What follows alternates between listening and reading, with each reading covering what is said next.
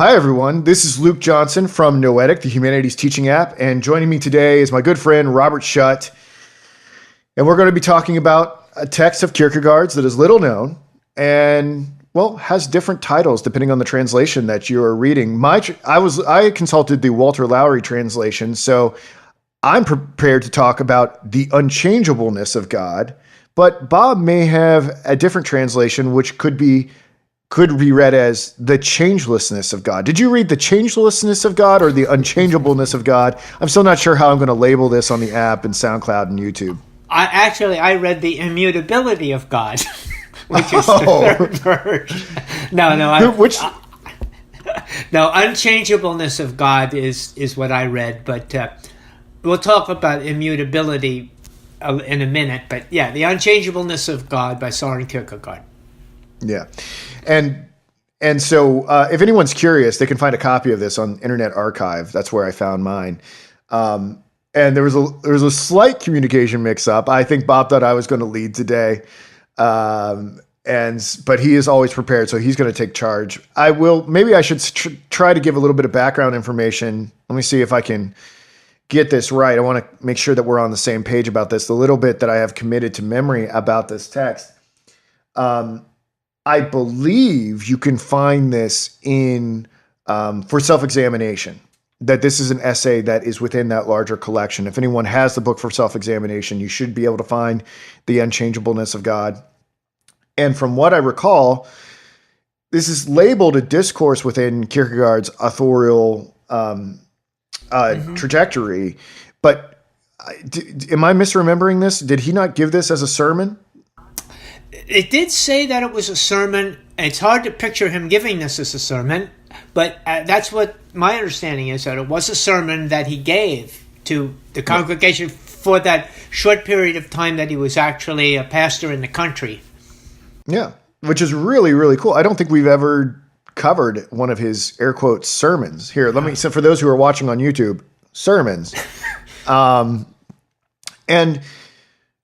I believe, and Bob, I'm going to have you fact check me on this. Wasn't it? Did he deliver it, or was it published about 2 months before he died in 1855? Do I have that correct?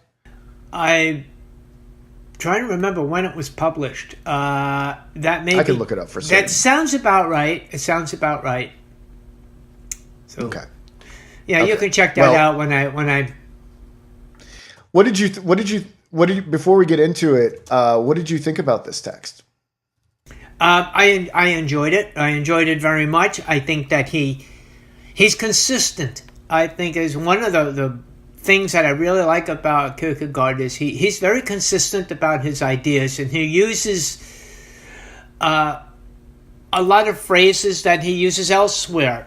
So it's not like he's starting from scratch each time. He's already got this ideology perhaps, in his mind of what he wants to say. And he pulls together these ideas that he's had previously, that he's even used in other works, as you'll soon see. And so I see this connectivity with this particular work with a lot of other works. Did you see the same thing? I mean, it's not the strange work that he's got hanging out there that doesn't seem to relate to anything else. This definitely is Kierkegaard. It relates to his other works very well. Yeah. I completely agree. And I'm going off SorenKierkegaard.org right here for a little bit of background information on the text. This work, though called a religious discourse, was actually a sermon that Kierkegaard preached in the Church of the Citadel on May 18th, 1851. Okay, its preface is dated May 5th, 1854, Kierkegaard's 41st birthday. It was published in 1855 during the height of Kierkegaard's attack on Christendom, just 2 months before his death, between installments 7 and 8 of The Moment. Okay, so to summarize, if I have this right, he gave the sermon in 1851. There was a preface written for it in 1854. It was published in 1855. So the delivering of the sermon and the publication of it differ for about 4 years. And this was not a posthumous work. It was published 2 months before he died. So that may sound very complicated, but do we have some clarity on the subject now? Yeah, I think that's good. Okay. So this is at the end of his career, end of his writing career, pretty much. So that's the important thing, I think, to take into consideration here. Also, I think it's important the fact that it was written as a sermon is different because he's writing for this to be heard, for this to be spoken, rather than read, and that does change the dynamics. So it's very beautiful. It's very beautiful. I made in order for me to prepare for today, and I highly recommend this as sort of an academic life hack for people, is to make your own audiobooks as a way to drill it into your brain. I got a chance to listen to my own audiobook of this for about 3 times before we went on the air. Mm-hmm. So, and that was really helpful.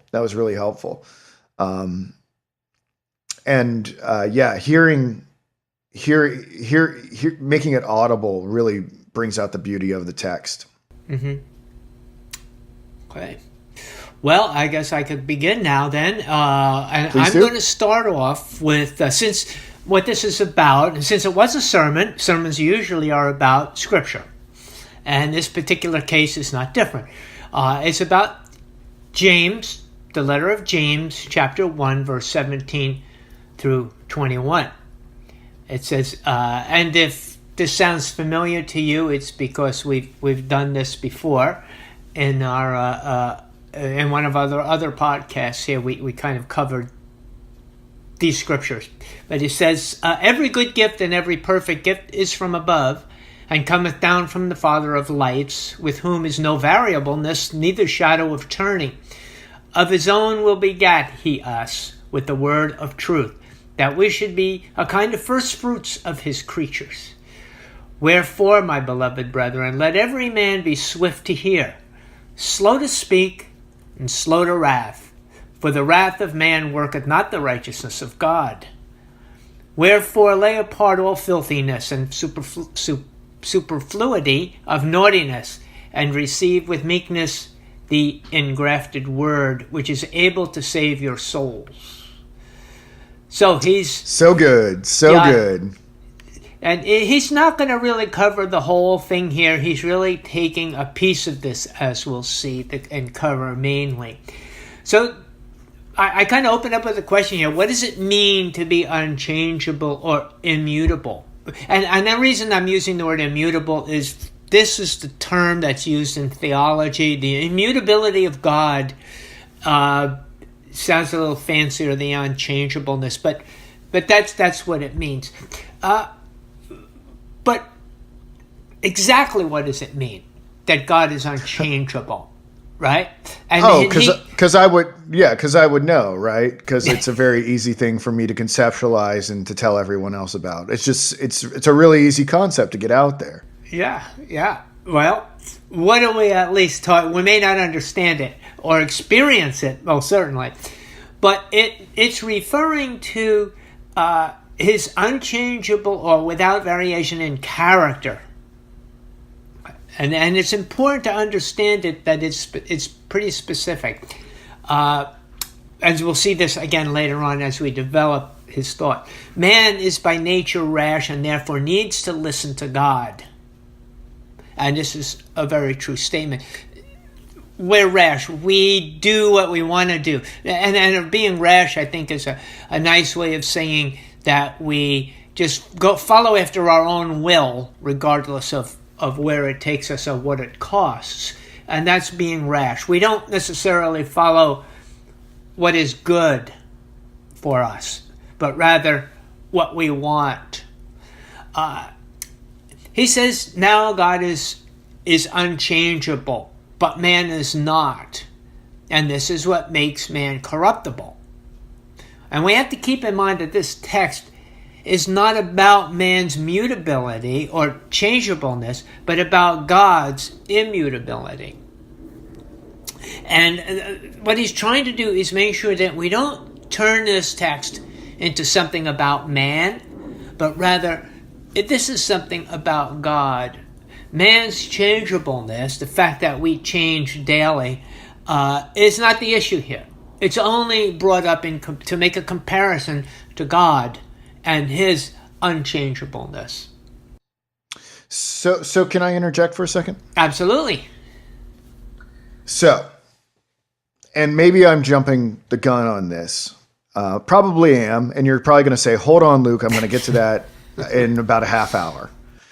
But if that's the case, I just want to posit this and we can bracket it and come back to it.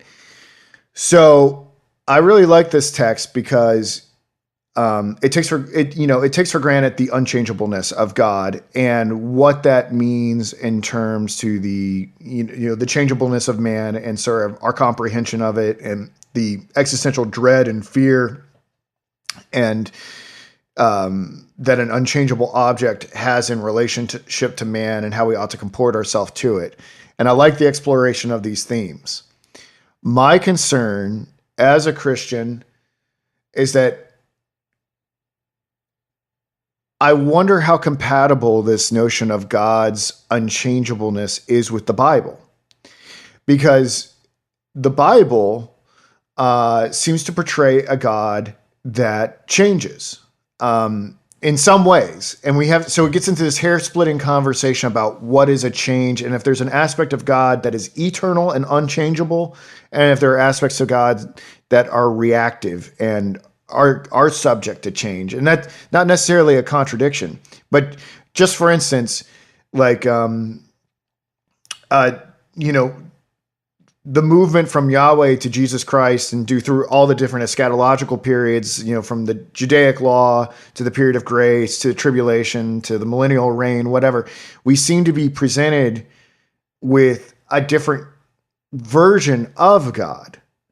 But that doesn't mean that there couldn't be some sort of core character of God that remains untouched, immutable, and unchangeable. So, but I see this tension between what Kierkegaard's trying to portray God as and what the Bible portrays God as. Because there's all these episodes in the Bible where God sorrows, he gets upset, he delays the second coming, all these sorts of things. He does seem to change his mind in some ways. So how would you, so that's it. That's all I'm going to say. That was sort of my big essay question, is how we reconcile the unchangeableness of God with the God of the Bible. Okay. And that's why I actually opened up by saying that this unchangeableness of God is one where it speaks about his lack, or without variation in character. His identity as God is unchangeable. But we will get to this a little bit more in about a half an hour. Okay, fair answer. So we will bracket it, as he said, we will bracket it because I do have a conclusion, and this is kind of in part of my conclusion. Okay. So now there's a term that's brought up here called, where God is called the Father of Lights. I don't remember. I love that. Yeah, and I don't remember if we spoke about that or not. But before I kind of give you my opinion about this, why do you think, or did that make you think about when you talked about God as the Father of Lights? Did you think of him like the Father who created stars, or did you think of him in a different way? Well, when we first covered this subject, okay, when you and I first looked at like the 18 upbuilding discourses, I believe, where Kierkegaard was referencing these passages to James, I saw the world differently. Okay. I saw the world like everyone else sees the world. I saw, right, and I'm not going to, look, people who are smart will be able to infer what I'm saying here, okay? Mm-hmm. I do not see the world the same way when we first talked about these passages from James. Mm-hmm. I personally have adopted an older cosmology, a Hebraic cosmology. And underneath that cosmology, right, the stars are not suns. And the sun and the moon are not fiery balls of gas and orbiting rocks, okay? Mm-hmm. They're different things, right? They're lights. And there is some talk in Jude and other places that stars and wandering stars, or what we would call planets, may actually be entities of some kind. So when we talk about the Father of lights, I mean, there could be a sense where these heavenly bodies could belong to a realm filled with celestial entities. I'm probably saying too much, and therefore it would be proper to say that God is, in a sense, the Father of these lights. That these could actually be beings in some sense. Now, I know, I just probably said a bunch of stuff I wasn't supposed to say, but that would be a way to reconcile that passage. Well, that's how people know this is live, Luke. We could, but I tended to go a little bit more metaphysical with this after I thought about this. Go for it. And I'm thinking that perhaps because he reveals all truth, which is considered to be light in the New Testament, mostly in the New, that God is the Father of all that reveals truth. So I tended to see this more in that metaphysical idea that God is the Father of all truth. So all light, anything that we consider to be light, would be he is the Father of. Now it's true, we could take it either way, but we're kind of giving two different options. Not necessarily, and they're not disjointed. They're not exclusive. I mean, you can believe both. I think so. My only concern about the metaphysical interpretation, and I'll let you get back to the text because that's the thing we need to really be focused on, is that within modernity, there's a big obsession with enlightenment, right? Yeah. There's a big obsession with asking for more light, asking for greater and greater clarity, but not. But this is a methodology used in occult and esoteric circles, and I guess I would add that little caveat that enlightenment may not be necessarily something we want to. I'm going to get myself painted into a corner by saying this, but enlightenment is often detached from God. Yeah. Right? The pursuit of enlightenment. Yeah. And it certainly was in those days. It was definitely... revelation is more what we speak of today. For Christians would speak more of revelation from God rather than enlightenment, as though it's something God gives us and then leaves us with this enlightenment. No, it's definitely attached to God. That's an interesting discussion about the difference between revelation and enlightenment. I don't think John on Patmos was said, "I got enlightened." I don't think John was like saying "Om" and then he's like, "Oh, God enlightened me." No, he's like, "No, God showed me a vision." Right. It's not called the Book of Enlightenment; it's called the Book of Revelation, right? Exactly. Okay, so. Then he quotes again from this, and he said, why should we be slow to speak? It says one of the things James says is to be slow to speak. So why should we be slow to speak? Oh, what? I can tell you why. Yeah, let me hear. Because we don't know. Because we don't know anything, and we need to. we don't know anything, and we need to listen. That's. Like, we need to consider something before. What's the passage about? I'll find it. But I think we need to do more listening and less talking and professing, right? Okay. Because I can tell you, there's something very foolish about all the professing that we do. Well, according to James, since we're in James, in the context of James, what he says about speaking in chapters 3, verse 8 through 12. He says, but the tongue can no man tame. It is an unruly evil, full of deadly poison. Yes. Therewith bless we God, even the Father, and therewith curse we men, which are made after the similitude of God. Out of the mouth proceedeth blessing and cursing. My brethren, these things ought not to be so. Doth the fountain send forth at the same place sweet water and bitter? Can the fig tree, my brethren, bear olive berries? Either a vine, figs, so can no fountain both yield salt water and fresh. So James didn't speak very highly of the tongue, which symbolizes speaking. So we have to be very careful what we say, because in 1 minute we're blessing and in the next minute we're cursing. We are not consistent when it comes to our character as God is with his. But don't you think that's because we're not grounded in the truth? And when we're not grounded in the truth, we're erratic and undisciplined? That's absolutely right. It's absolutely right. But as we'll find out here in another 2 sentences, we don't even understand what's good. And that's the reason we're all over the place. We must become holy so that we can perform our ministries for God from a purity of heart. And here, again, he brings in the idea of the purity of heart, the other work that we did. So the point is to become, and this is where we always have to make the distinction, and I have to be careful because what I teach in our Bible study is a difference between being self-righteous and being holy. The Pharisees were self-righteous, okay? They focused on being right for their own benefit, for their own reward. Being holy is being purified, having a pure heart so we can perform our ministries properly. And so we're seeking holiness, not so much self-righteousness, or not at all self-righteousness. Do you think, like, I think both you and I try to be holy individuals. You're better at it than me. But do you think anyone would say, yeah, go ahead. So you and I try to be holy individuals, whatever we think that means, right?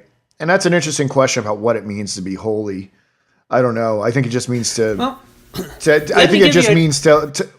just think it means that to allow God's will to be the thing that and see, there's a big difference. But the question I want to ask, and then I'll shut up, is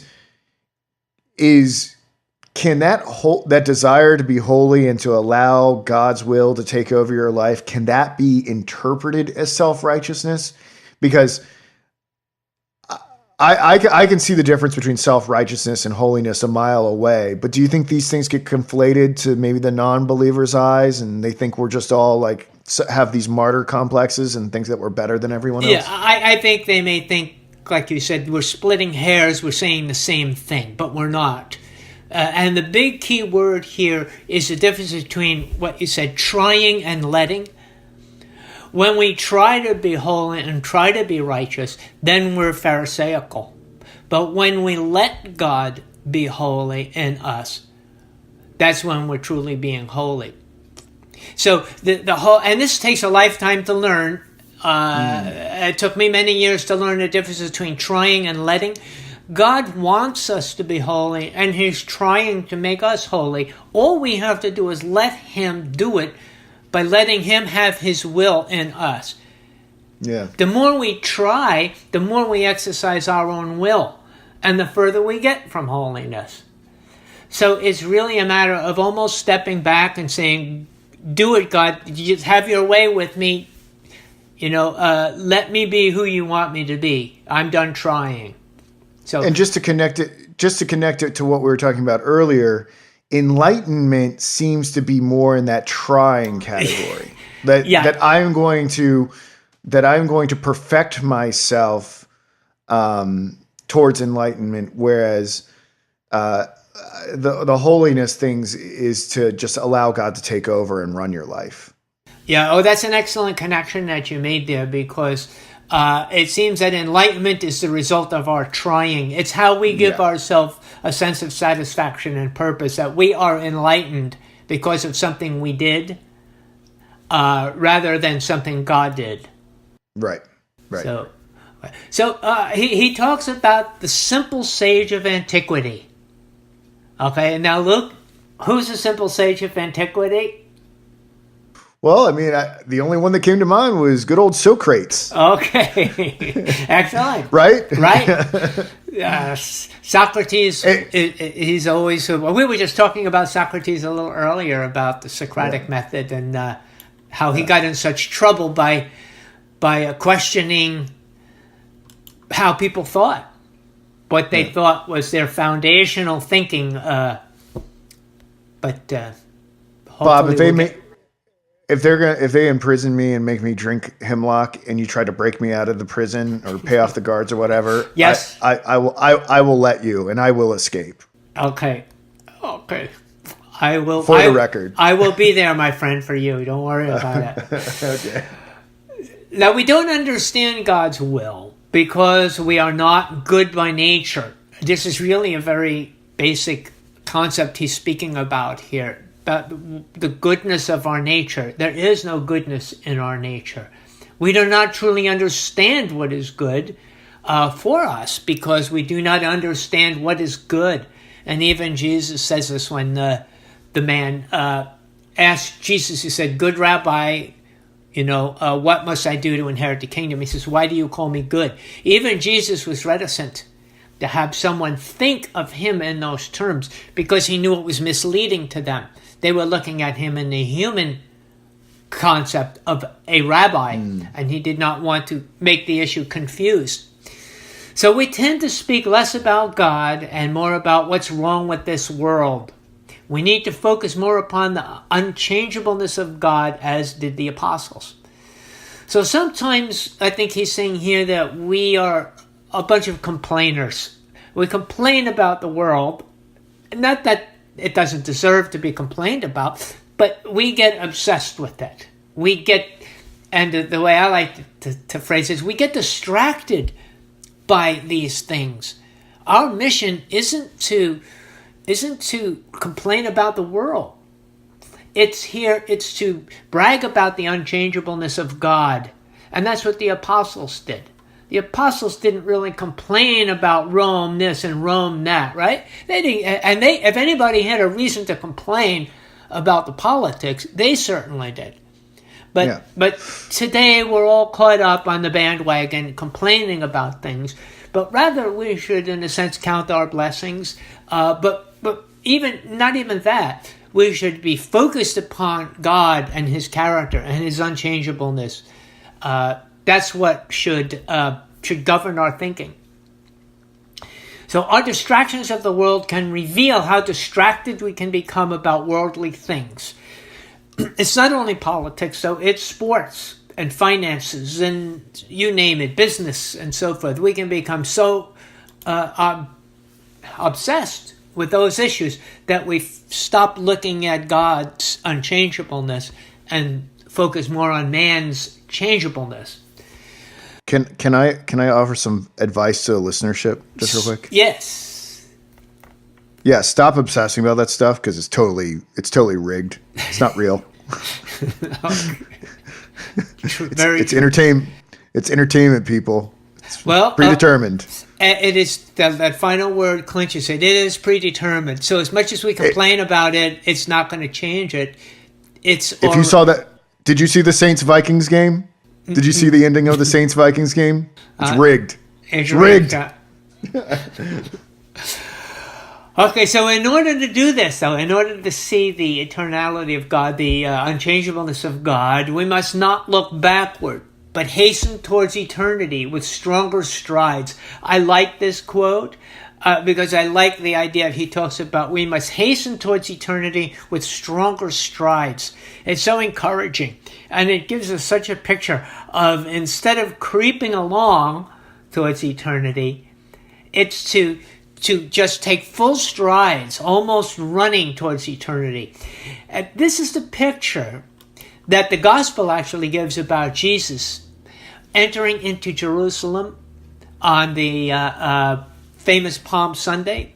On the donkey. Yeah, even prior to that, it shows that his disciples were kind of walking into Jerusalem, but he was leading them, and you can kind of picture him just almost marching at a fast pace to get into Jerusalem to get this accomplished, to get his mission accomplished. And that's the same attitude we have to take in our missions. We shouldn't tiptoe and take little baby steps. We should just take wide, strong strides as we enter into our own ministries. Confidence. That shows and exudes confidence not only in God, but to others. It shows others that we are confident in what we're doing and where we're going. I wish I had more of that myself. I wish I had that earlier in life. And, hopefully I will have it later in life as well. I think you got it. I think you got it now. I'm catching on to it now, Luke. It's a little late, but better late than never. Now he talks about the omnipotence of God. God is not only unchangeable, he's omnipotent. Omnipotent means all-powerful. But we'll talk about that in a minute. It means that God is all-powerful. He created this world visible and yet made himself invisible. So, well, except for something that happened 2,000 years ago. Yeah, well, this is comes under the revelation, the manifestation of God. Very difficult concept, but one of these days we'll get to it. Pretty easy for me to comprehend. No problems here. So That's a joke. He says, this is a quotation from him. In the world of events, he is present everywhere in every moment. And this is a real important concept to get. That God is present everywhere in every moment. And this is a great description of the idea behind the very name of God, Yahweh. So let me ask you this. Because Kierkegaard's got some very poetic language when he talks about this, like as if like reality is a cloak that God tries on, and can disrobe and try on new cloaks and things like that. So I think it's a very profound way at looking at it, but is there any way that this could end up supporting a pantheistic hypothesis? If God is in everything, is God is in every moment? Not really, because pantheism is God is all. I don't think it does. I just asked. Yeah, God. To define pantheism would be God is all things, and all things are God. And so this is a little bit different than that. We're not really saying that all things are God. We're not saying man is part of God, and God is part of man. This is only in a certain circumstance here. Let me go back over it again. He is present everywhere and in every moment, which is a little different than saying, the basis of pantheism. But it might give. It's a good thing you brought that up, because it may give the idea that God is trying to reveal his omnipresence to the world, and the world is misinterpreting it. So this may be where the origin of pantheism comes from, is that God is everywhere, but they misunderstand it because they don't have the mind that goes along with the understanding. Sometimes it may seem like the world is unchangeable. Sometimes it seems like, ever since we're born, the oceans are still the oceans, the mountains are still the mountains. Things don't really change. Even 2,000 years, Israel looks about the same. When you look at the hills and the mountains, probably looks a lot the same as it did in Jesus' day. But Heraclitus said that you can't put your foot into the same river twice. You remember that from basic philosophy, Luke? Yeah, it's ringing a bell. Okay.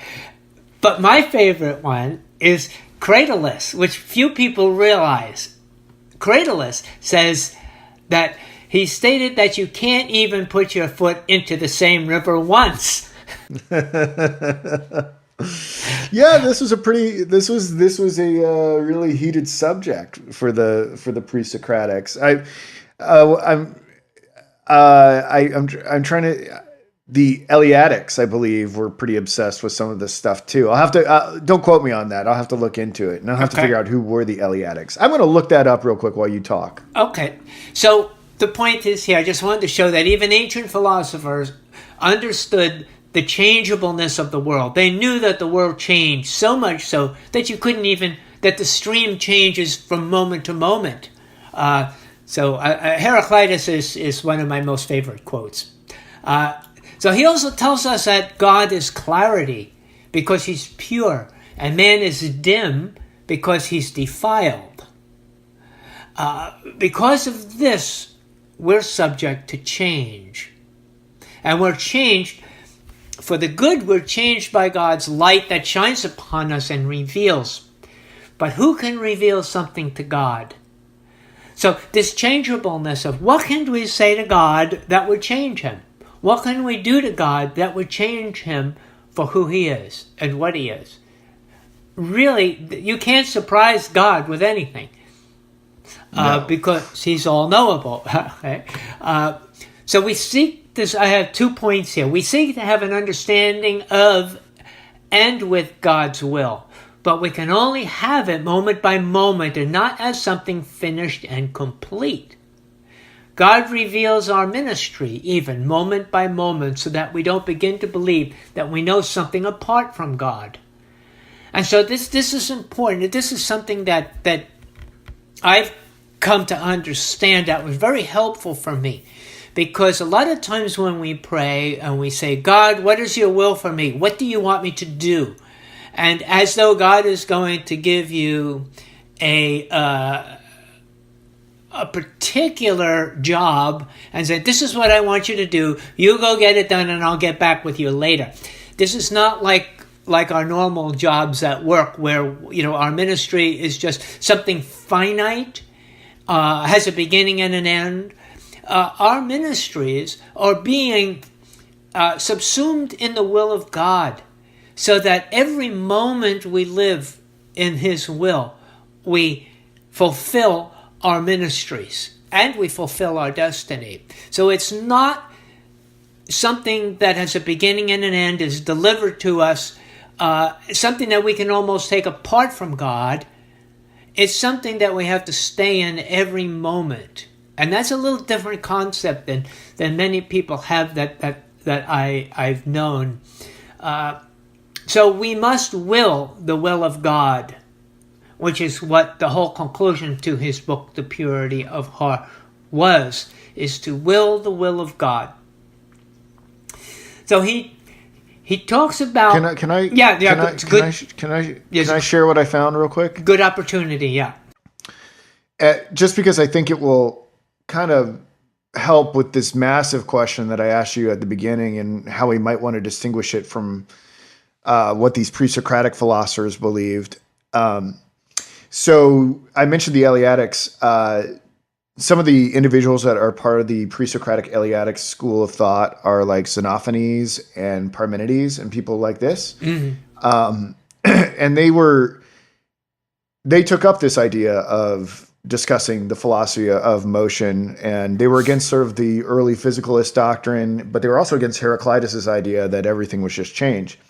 And just real quick from Wikipedia, the main doctrines of the Eleatics were evolved in opposition to the theories of the early physicalist philosophers who explained all existence in terms of primary matter, and to the theory of Heraclitus, which declared that all existence may be summed up as perpetual change. I kind of already said that. The Eleatics maintained that the true explanation of things lies in the conception of a universal unity of being. According to their doctrine, the senses cannot cognize this unity because the reports are inconsistent. It is by thought alone that we can pass beyond the false appearances of sense and arrive at the knowledge of being, at the fundamental truth that the all is one. Furthermore, there can be no creation, for being cannot come from non-being, because a thing cannot arise from that which is different from it.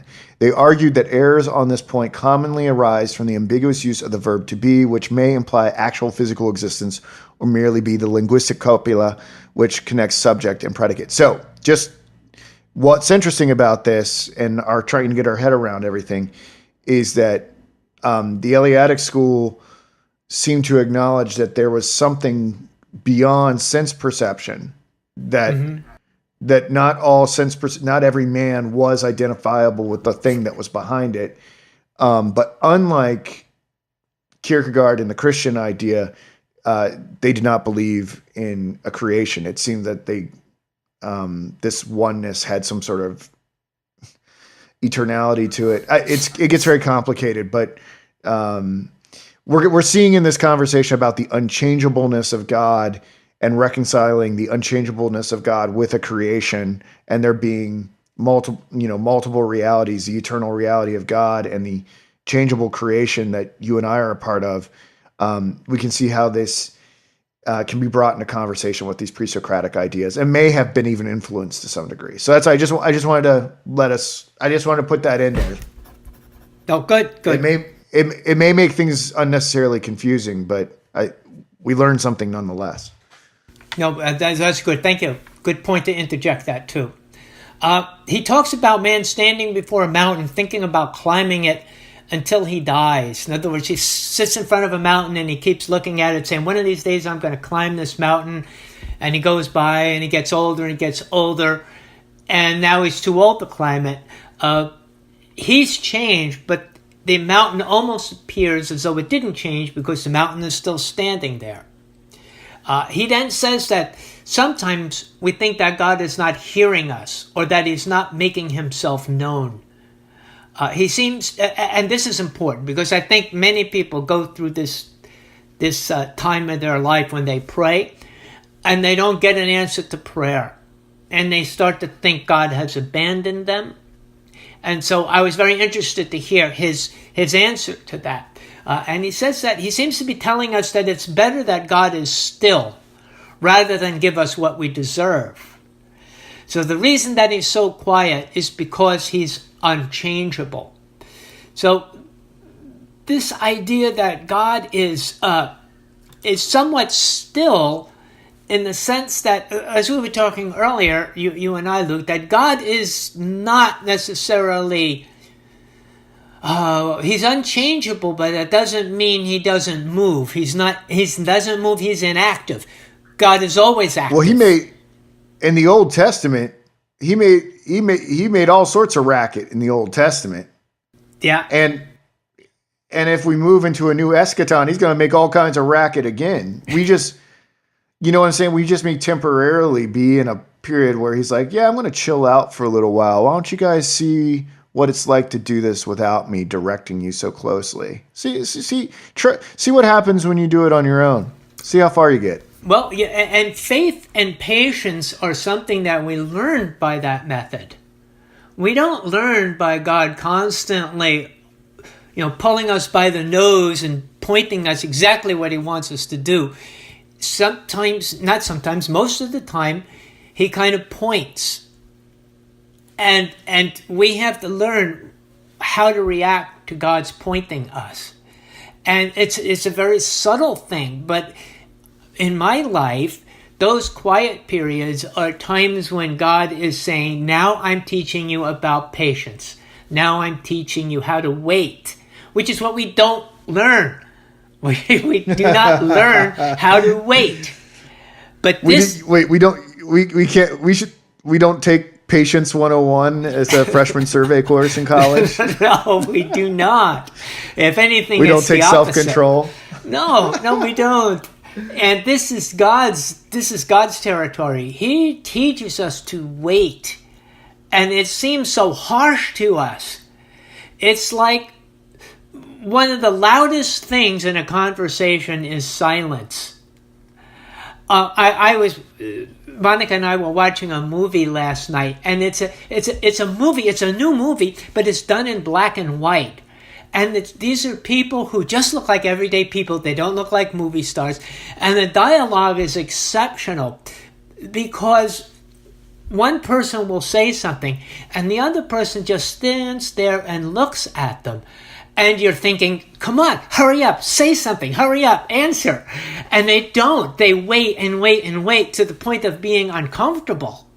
And I thought that was such brilliant dialogue because we're not used to that anymore. We're used to the texting back and forth, the speed of light kind of communications. But this movie brought back conversation. So it was very meaningful to me. And this is what God does. Sometimes we ask God a question and we're saying, okay, we're ready for the answer. God, I don't hear you. I'm waiting.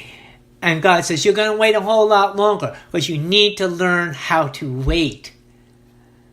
What movie was this? It was Thunderbird Beach, I think it was called. I don't think you ever heard of it. It was on Netflix. I think it was called Thunderbird Beach. I don't even have a TV, so you're just zooming ahead with the technology there, Bob. I saw a movie that recently, and I'll let you get back to it real quick, that I would highly recommend to people. It's one of the better ones I've seen this year. It's called The Shape of Water. Oh yeah, And Monica just mentioned that to me. yeah, it was really great. A mute woman falls in love with a merman, and neither one of them can. And he's considered to be a monster, and she's sort of part of the underclass of society because she's mute and she has this disability, and they don't have a language. They don't have a spoken language to speak, and they're sort of written out of the society. Yet they fall in love. It's just interesting. If you want to contemplate how silence can be part of a conversation, Oh yeah, yeah, I think it's very interesting. how timely! Plus, How timely! Yeah. yeah, it also occurs in a deep underground bunker too. So there's that element. So man must change in order to feel God's presence, or rather, he must be willing to change. This is something I think is important to grasp. This idea is that in order to really feel God's presence, God is not going to change. We have to do the changing. Oh yeah. But even if we don't know how to change, it's important that at least we're willing to change. So when people say, well, how do you begin your walk? At least to be willing to change. Say, I'm ready to be changed into whatever you want me to be. That willingness is extremely important.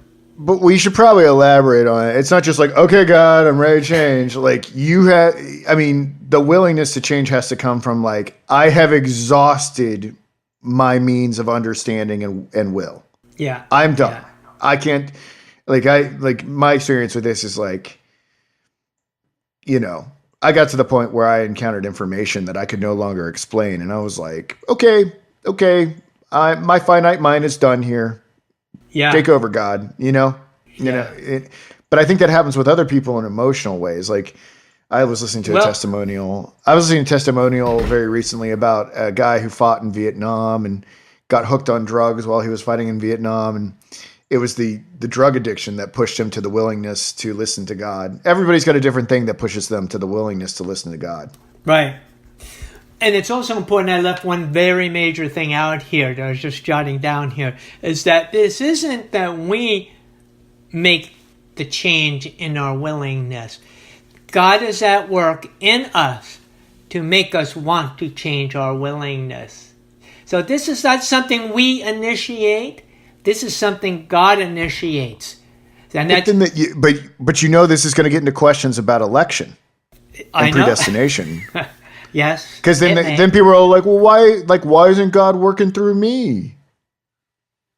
Why does God do you think God is working through everyone and that ultimately he's going to find a way? I don't think he's necessarily working through everyone, but he's working on everyone. Yeah. Yeah. I think his spirit that's what you just said. He is everywhere. And I think that's what God wants. It says that God really wants everyone to know him. He really wants everyone to believe in him. So that tells me that he's working on everyone to make it happen. So, because we're all his lost sheep, right? Doesn't he want to win all of them back? Yes, he does. Now, sin does not, this is another quote, sin does not diminish through time, which is this is our finite, changeable minds. We change our opinions over time. It does not become less sin nor deserve less punishment. Simply because we did this sin 10 years ago doesn't make it any less. Because God does not forget anything. See, now this is one of the parts of the text I was like, hold up here. And I got to ask this question here, Bob. Yes. Because Kierkegaard was like, oh yeah, you may forget about the sin that you did 10 years ago, but guess what? God, he's in his omniscience, he totally remembers that very naughty thing you did. Yes, he does. But do you think Kierkegaard is right biblically on this? Because this is a question about what it means to be saved, right? Like when you repent, right? Is God still keeping track of my sins, or does he forget about them at that moment? Is God still is God still holding on to those? I'm going to Like, defer does my until a little. does my sin still follow me even after I repent? The short answer is no, but there's a longer answer, which we'll get to in the end. That I half know. hour, I'm pushing that half hour a little further out there, Luke. You didn't inspect the interrogation of Luke Johnson. I try to, but you always surprise me. So what God is trying to teach us is to be in agreement with His will. He's not trying to make us better people, as many might preach to us. This is where I have a hard time with today's preaching. Today's preaching is done to make us better people in some, not everybody, but in some aspects. This is what we go into thinking, how can I become a better person? This is a difference that we really need to discuss. Christianity is not the power of positive thinking or the secrets to success. It's a transforming of our will into His in order to give Him glory. It is not a transforming of us to bring glory to us and success to us. It is to bring glory to God. And we've got to change that. I'm not in this to become a better person. That I gave up. But that I had to give up a long time ago. I'm in this to make people aware of God's glory now and His righteousness and His love for them. That's what I'm in it for now. I can't say I didn't make that mistake, though, because I did make that mistake. Hopefully, I've learned. Well, I guess, but the question is, are they really inseparable goals, right? Like when you're trying to make people aware of God, the transformation ultimately is going to lead to a better world. Yeah, but I'm talking more about goals. Our goal is not to become a better person in all this. Our goal is to glorify God. The fact we become better people is this byproduct of truly glorifying God. And I've noticed that in my life. I've become a better person, not because I wanted to be a better person, and that was my goal, but because I want to glorify God to others. And that has changed me. So that was how... Side note, you mentioned the power of positive thinking. I've never read it, but I guess that was written by Norman Vincent Peale. Is that right? Well, yeah, it was certainly popularized by him. Yes. So side note, that's Trump's pastor, or was his pastor. Yes, it was. Yes, it was. Yeah. His father's pastor, I think it was, but he used to drag him to church and make him listen. So it worked for him, made him a success. I guess. Well, there are a lot of things that Trump had going for him. It's kind of hard to mess up in life when you start off with $1 million loan. Yeah, maybe a little harder, maybe. Now, I do say here, or he does say here, that God remembers who we are for eternity because forgetting is mutable. Forgetting is changeableness. So God remembers everything about us. Okay, so now I'm going to have to kind of put that in context here as we go. He can remember us for eternity, but the caveat is if He wills to do so. Now, what people have not taken into consideration when they use terms like God is omnipotent, and these are human terms. We define God as being omnipotent, omniscient, and omnipresent. He can do anything. He is everywhere, and He knows everything, period. That's how we define God. But I don't believe that's the whole story, and I don't believe that's the correct definition of God. One reason is because we have logical conundrums. Therefore, is God in hell? Can God make a rock so heavy that He can't move it? These are the problems when we try to put God into a box and define Him. And this is... Do you want me to answer those questions? Sure, take a shot at it. I would... Okay, can God make a rock so heavy that He can't lift it? That question would be sort of absurd on the face of it, right? Because... But it challenges the idea of the existence of...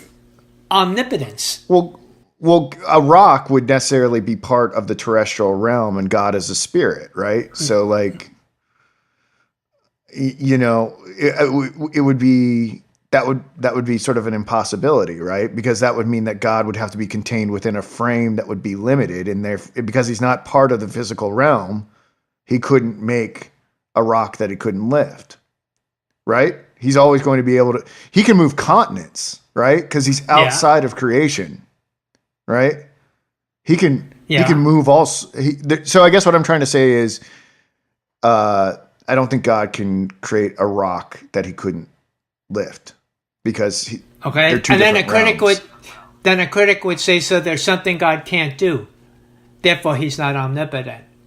Well, he can't do things that are logically absurd. I don't know. All right, but then the question about, can God be in hell? Yeah. I mean, I guess this comes down to the creation. Is creation separable from God? Does creation, all different sort of dimensional realities that make creation, the layers of it, heaven, hell, and everything in between, right?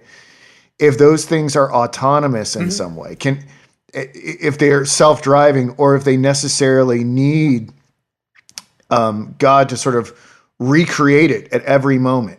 This sort of I believe this is an idea called occurrentism or something like that. Let me look up the exact term. But I guess it's a question about whether or not that's another sort of one of the issues I have with Kierkegaard saying that God is present in everything because of some of these issues.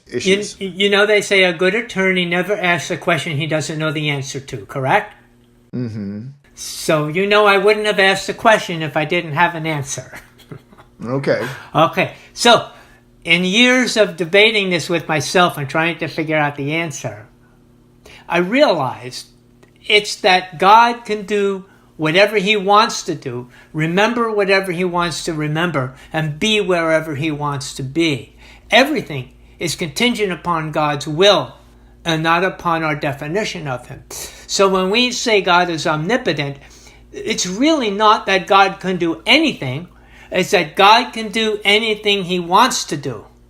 And when we say God is omnipresent, we're not saying that God has to be everywhere.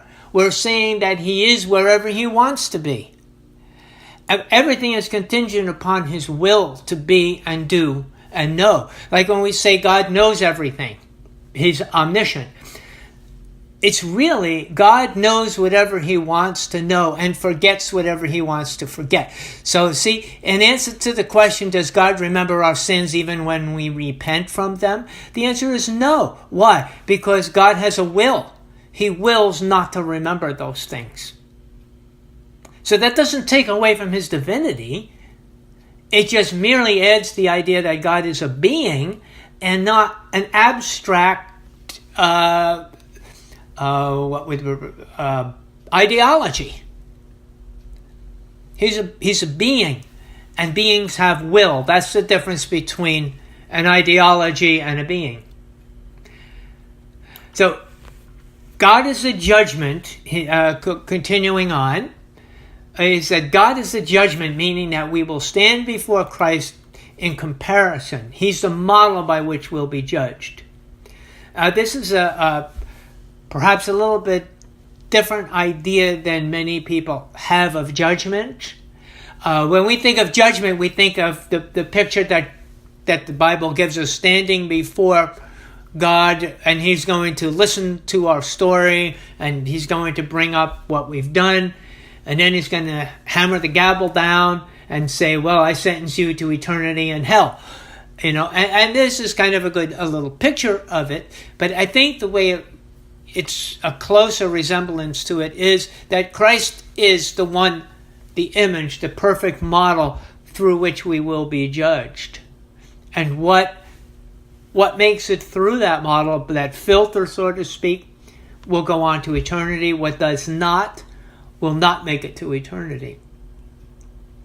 So, getting near to the conclusion here, the answer is that we must rest in God by being in his will. And this is what he calls his rest. This truly is a rest. So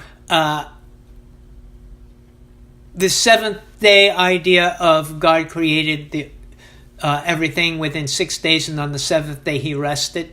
This is symbolic of this eternal rest that we have when we come into the rest of being in God's will. So basically, since God is omniscient and unchangeable, all misunderstanding is mine. This is his quote. Pretty much the conclusion of this is that if God knows everything and he's unchangeable, then any misunderstanding between us has to be my fault. And therefore, I'm the one who has to go through the change and the transformation. And that pretty much wraps it up, Luke. That's pretty awesome. We talked about some pretty heavy stuff today. While you were finishing up there, I started to go down the rabbit hole on this whole thing about, does God create the world anew each day? Oh. And I don't have a good answer for this, but it was a big issue in idealism for Descartes and others. Yeah. It's a very interesting idea to think about, because we're talking about whether or not like God made the world and then kind of let it do its thing, like it has the sort of the principles in it. Yeah. And then versus the idea at every single moment he's making a new creation. Yeah. Yeah. What do you think? Do you think at every moment, at every second that goes by, is a new creation? In physics, don't we study that atoms continue to move? The world is not solid in the sense it appears to be. Everything is moving. So everything is continuing to be what it is, but it's changing it internally. It's still changing. Every electron isn't in the same position it was. Every atom isn't in the same position it was. We don't even have the same atoms that we started out with. So in that sense, there's truth to it. I think the world is continually recreating itself. Isn't that what healing is? Our bodies recreating themselves. So in that sense, I would agree. Well, then we get these interesting conversations about theories of time and presentism and the block model of the universe. Oh, man. Bob, this is crazy. I need to go and scrawl on the walls to work all these ideas out. And the bathroom walls? No, I got this great dry erase paint, and so I can write all over my walls and entertain very complex and wild ideas. Oh, that sounds pretty good. I like that idea. Dry erase well, you make paint. it. Yeah. But I also went insane in the process, so there's a trade-off. Okay. So I think that the way I would kind of refocus this here about God's unchangeableness is, I think what he's talking about is the consistency of God's will. God wills consistently what he wants to will. We can't change his will. God changes his will, but only in the sense of he doesn't remember sin if we confess it. That's kind of a change, and things of that nature. So God's will is the same. It says God is the same yesterday, today, and forever is the actual biblical expression, but we need to understand what that means. God has, there was a situation that he changed his mind when he was going to destroy Nineveh. And then he sent, his plan was to destroy Nineveh. And he sends out our friend Jonah. Thank you. He sends Jonah. And Jonah goes out and he goes through all this stuff, swallowed by a fish and so forth, spit out on land. And then he turns out that he goes to Nineveh and he turns him around. But he's angry with God because God said he was going to destroy Nineveh, and God said, no, you did such a good job. I'm not going to destroy Nineveh.